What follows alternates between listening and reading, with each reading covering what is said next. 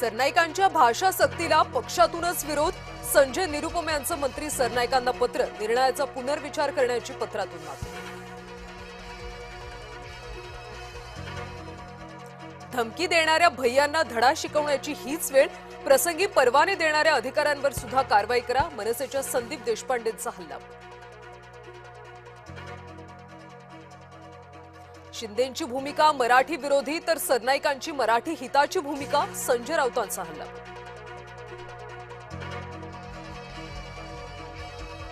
अजितदादांच्या निधनानंतर राष्ट्रवादी काँग्रेसमध्ये जबाबदाऱ्यांचं वाटप.